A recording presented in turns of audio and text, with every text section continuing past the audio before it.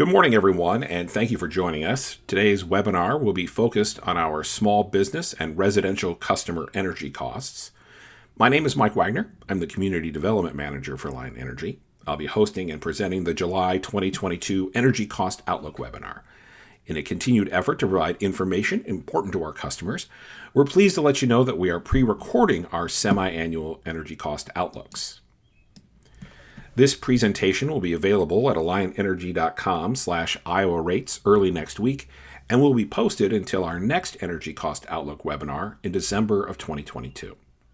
Please put any questions in the chat box in this webinar or email them to energypriceoutlook@alliantenergy.com. To make sure that we capture and share the answers to any questions from these webinars with all of our customers, we won't answer questions during this presentation, but we'll add the questions and answers to the Iowa rates page as soon as we can after the webinar.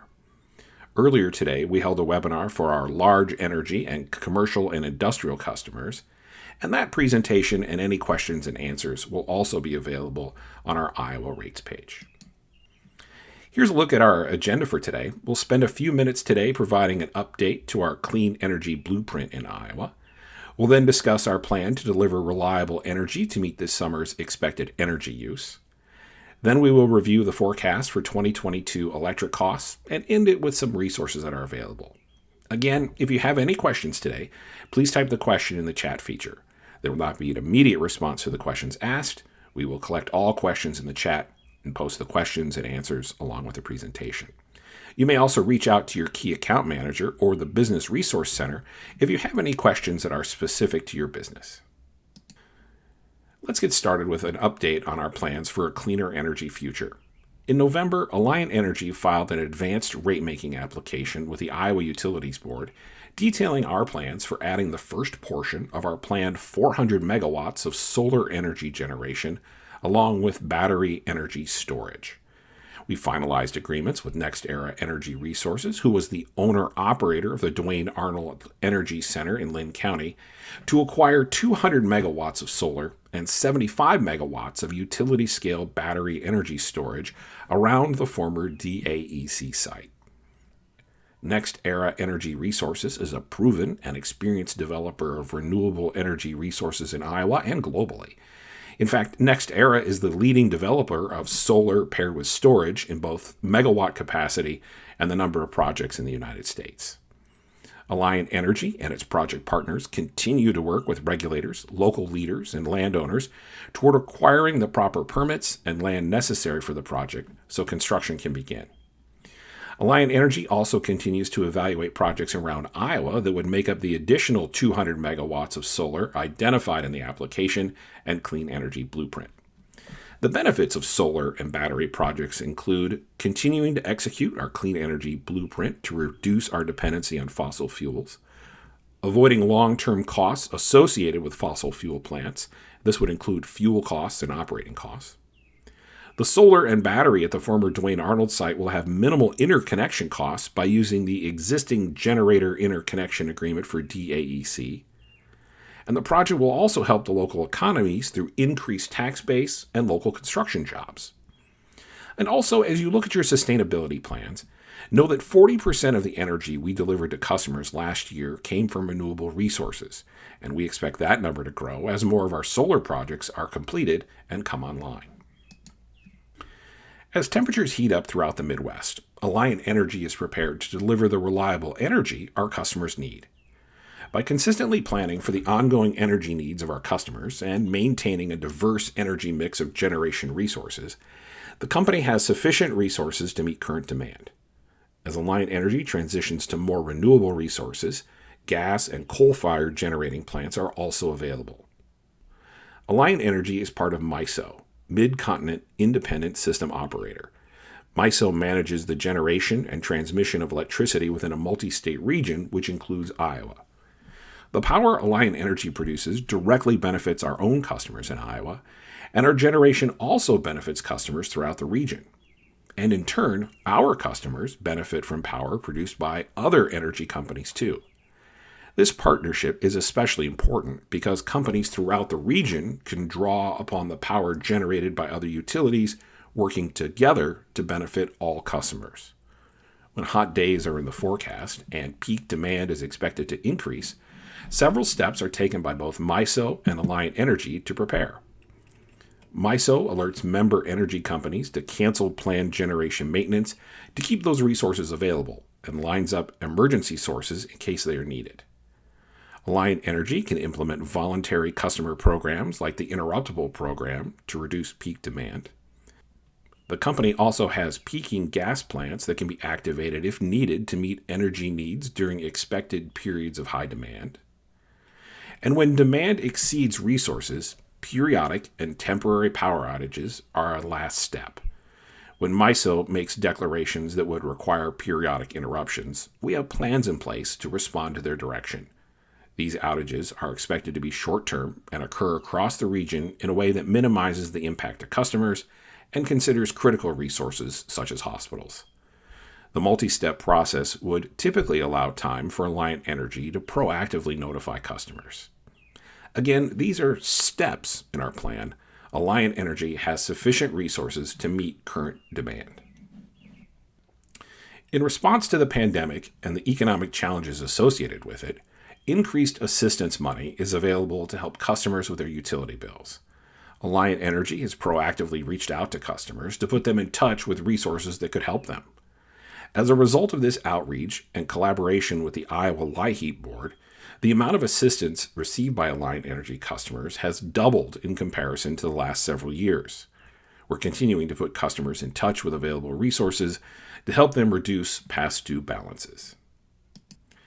As part of our customer satisfaction plan, we meet monthly with the Iowa Utilities Board staff and the Office of Consumer Advocate to review current and ongoing customer-focused efforts to continuously improve and strengthen relationships with our customers and communities in Iowa.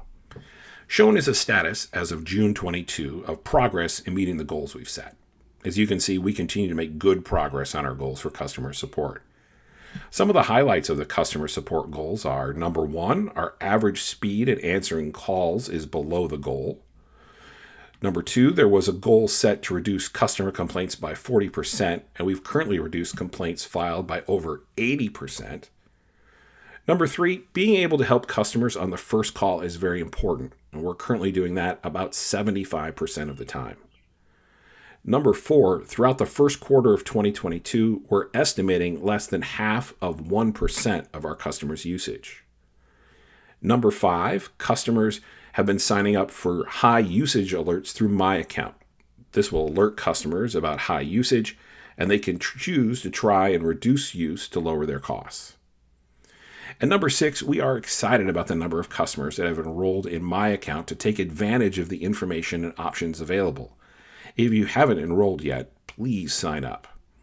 And finally, we will meet goals 10, 11, and 12 by the end of the year. Now let's shift to electric costs. As a refresher, here's a list of each of the individual items on a customer's electric bill. If you'd like to take a closer look later, these details are available at alliantenergy.com/Iowa rates. The first two items, the basic service charge and the usage costs, are items adjusted only via a rate review filed with the Iowa Utilities Board. The next several items on the list, starting with Energy Adjustment Clause and continuing through the Demand Response Cost Recovery, are riders and adjust based on the costs and benefits that each rider covers. We'll take a closer look at a few of those in just a moment. Finally, the Local Option Sales Tax, or franchise fee, is under the control of the city government for each individual city. Communities with a local option sales tax are at 1%, and communities with a franchise fee charge between 1% and 5% as allowed by state law. These fees are collected by Alliant Energy and returned to the local governmental agency or agencies that have put them in place. It's helpful to understand how much each of the line items on the previous slide impact your overall bill. So these pie charts will break that down for you. Each customer class is different, so there's a separate pie chart for each class. Let's first look at the usage cost, or gold part of the circle. As you can see, that accounts for about 55% of the residential bill. And second, if we look at the basic service charge, or the blue part, that's 10% of the bill. These two items account for approximately 65% of the average residential bill, and are the components that will only change via a rate review filing with the Iowa Utilities Board. If we look at the same components for the commercial bill, they account for about 62% of the bill. These won't change in 2022 because we're not filing a rate review this year. Next, if we look at the energy adjustment charge, shown here in gray, the regional transmission service charge in yellow, and the renewable energy rider factors, the small slivers of light blue, these factors do change in 2022. The energy adjustment clause will be reviewed in the next slides. The regional transmission service charge, or RTS, will change for the rest of 2022.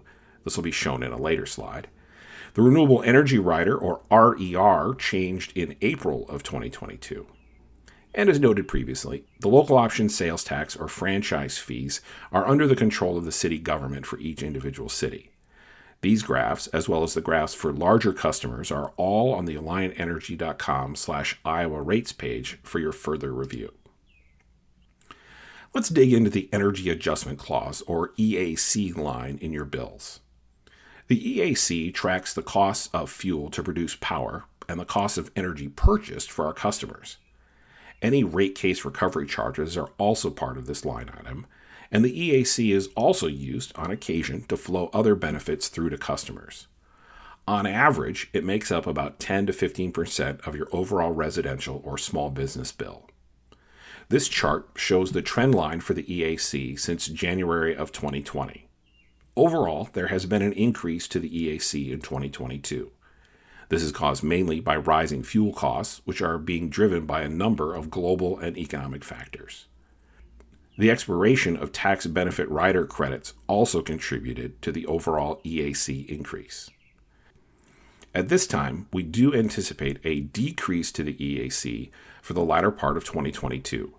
We typically see a seasonal decrease in fuel costs as we move into the cooler fall and winter months.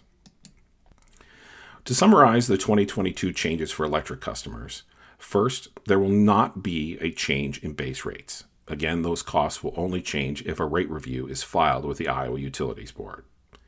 The costs that change or are forecasted to change in 2022 consist of the Energy Adjustment Clause, the Renewable Energy Rider, and the Regional Transmission Service Cost. The Renewable Energy Rider is higher in 2022 due to lower than forecast wind production in 2021.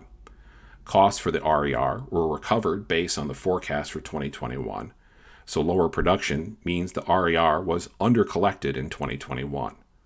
The undercollection in 2021 is the driver for the increase in 2022.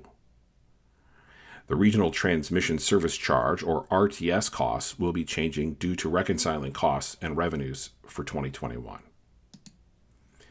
Based on the changes in the 2022 forecast, let's take a look at residential electric costs. As we look at the average residential electric bill, note that we've assumed a customer's usage is the same each year from 2018 through 2022. Now, this doesn't happen often, but using that assumption allows us to show a better comparison of costs year to year. This graph uses actuals for 2018 through mid-2022 and offers a forecast for the rest of 2022. The electric cost trend reflects an increase in the forecast for 2022 overall. Consistent with a message from our December 2021 customer webinar, the drivers of the forecasted increase are driven by the Energy Adjustment Clause, or EAC, as we discussed earlier. Again, the increase in the EAC is driven by higher fuel costs and the expiration of the tax benefit rider. Second, the renewable energy rider increased in 2022. This is due to undercollecting for this in 2021 and adjusting for that undercollection in 2022. Now we look at general service. General service electric rates cover commercial customers and many city facilities, such as City Hall, park facilities, or the library. There's a similar trend with the general service class as there was with residential. The drivers for the increase are the Energy Adjustment Clause, or EAC, and the Renewable Energy Rider. As general service customer use varies, I want to remind you again that these numbers are for the average bill in this customer class, and that's based on roughly 2 megawatts per month.